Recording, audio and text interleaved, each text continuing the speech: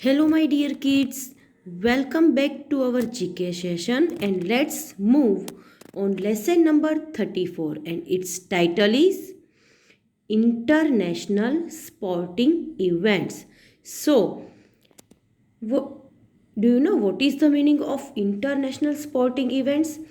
Means international લેવલે world લેવલે જે કોઈ પણ સ્પોર્ટ્સ ઇવેન્ટ્સ થાય છે about this we have to learn in this chapter.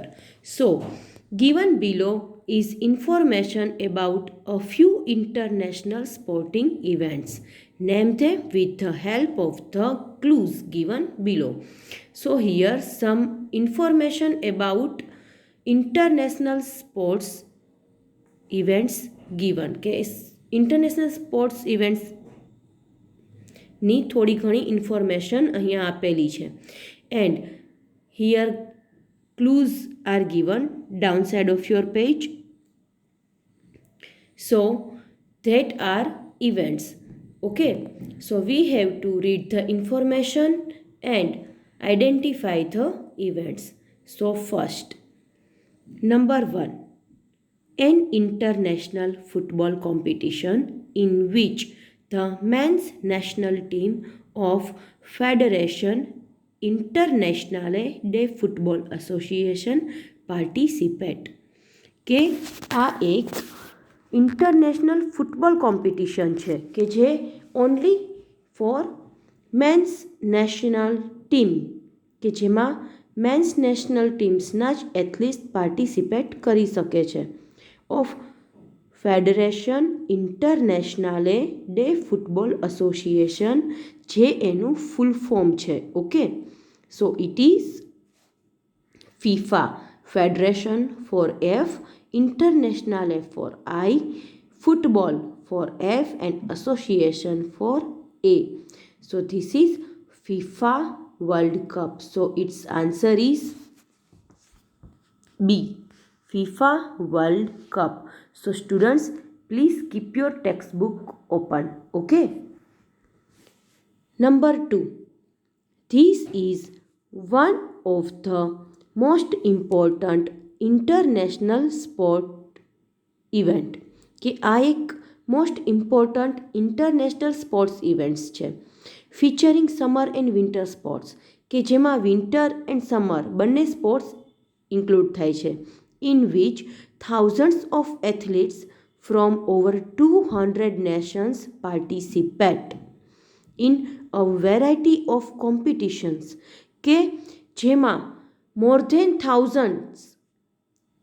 Thousand કરતાં પણ વધારે એથ્લેટ્સ મીન્સ પ્લેયર્સ 200 નેશન્સ એટલે 200 કન્ટ્રીઝમાંથી વધારે આવતા હોય છે જે પાર્ટિસિપેટ કરે છે અંદર in a variety of competitions.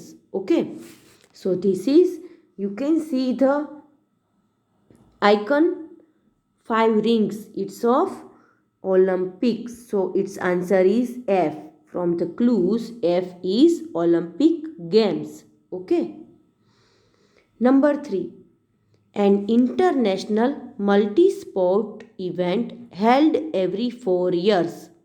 Okay, so આ જે ઇન્ટરનેશનલ મલ્ટી સ્પોર્ટ ઇવેન્ટ છે જે એવરી 4 યર્સ થાય, એવરી 4 યર્સ મીન્સ 4 યર્સમાં 4 યર્સ પછી દર ચોથા વર્ષે થાય છે. Okay, with athletes from all over Asia કે એમાં જે પ્લેયર્સ હોય છે, એથલીસ્ટ હોય છે એ આખા એશિયામાંથી આવે છે. સો આપણા આખા વર્લ્ડને, અર્થને 7 કોન્ટિનેન્ટમાં ડિવાઈડ કરવામાં આવ્યા છે. એ 7માંનો એક જે છે એ એશિયા છે. સો એમાં જે એથલીસ્ટ આવે છે એ એશિયામાંથી આવે છે. Okay, it is also known as Asiad અને એને એશિયાડથી પણ ઓળખાય છે. So it's answer is D. D means Asian games. Okay. Number 4, an international multi-sport event where athletes from the Commonwealth nations participate.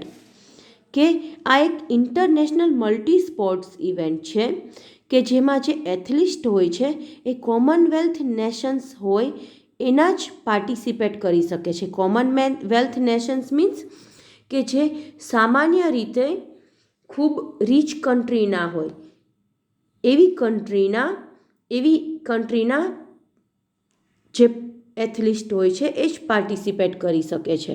So in world, આખા વર્લ્ડમાં એવા 54 countries છે જે કોમનવેલ્થ નેશન્સમાં ઇન્ક્લુડ થાય છે. Okay, so it's answer is A. A means Commonwealth games. Okay. Number 5. This major tennis tournament is also referred to as Roland Garros. કે આ tennis tournament છે જે રોલેન્ડ ગેરસથી પણ ઓળખાય છે. It is one of the 4 grand slam tournaments and is held in Paris every year. કે જે 4 grand slam tournaments છે એમાંની એક છે અને એવરી યર પેરિસમાં થાય છે. એન્ડ આ એક મોટી મેજર ટેનિસ ટુર્નામેન્ટ છે. Okay, so it's answer is C means French Open. Next is number 6. A major international multi sport event. કે આ એક ઇન્ટરનેશનલ મલ્ટી સ્પોર્ટ્સ ઇવેન્ટ છે where the participants are differently abled.